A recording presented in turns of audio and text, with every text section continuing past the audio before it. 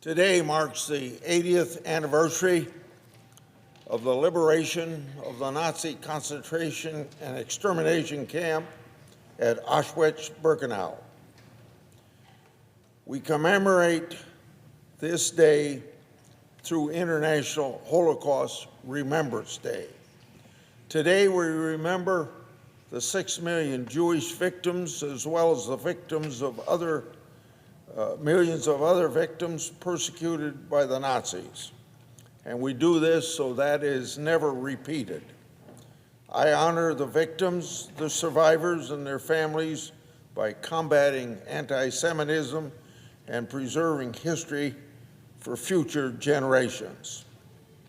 In 2023, Simon Wiesenthal Center approached me about wrongdoing by the Swiss bank named Credit Suisse in its internal investigations into the undisclosed information relating to the bank's Nazi ties.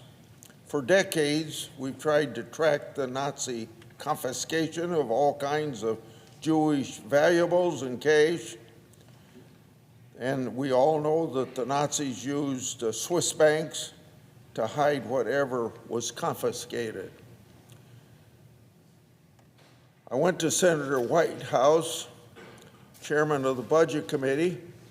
He and I issued the Budget Committee's first subpoena since 1991 to obtain a report that was developed by investigations independent ombudsman, Mr. Neil Barofsky. The report confirmed allegations and shed light on the breadth of Credit Suisse servicing of Nazi wealth during and after World War II, along with their efforts to keep that wealth hidden. So, it is very clear Credit Suisse past leadership handled this matter terribly.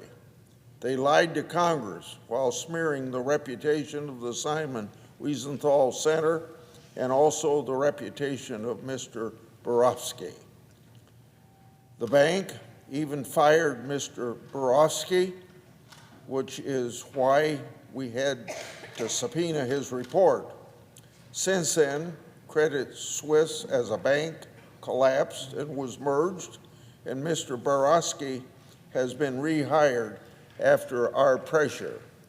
Now the bank UBS owns the results of this inquiry, and it also owns Credit Suisse past of mishandling this whole event.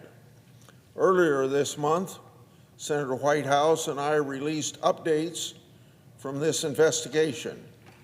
Shortly after, there were negative press leaks about UBS and possibly past disgruntled employees. The leaks contained lies about the work and the attack of Mr. Barofsky's character. These attacks served no purpose other than to frustrate an investigation into Credit Suisse Nazi past. That absurd conduct is, in fact, a spit in the face to the victims of the Holocaust. The United States Congress won't tolerate and shouldn't tolerate that kind of evil here in the 21st century. And neither will those brave souls long past that lived through the Nazi evil. They stand guard as our spiritual strength. So let this be a message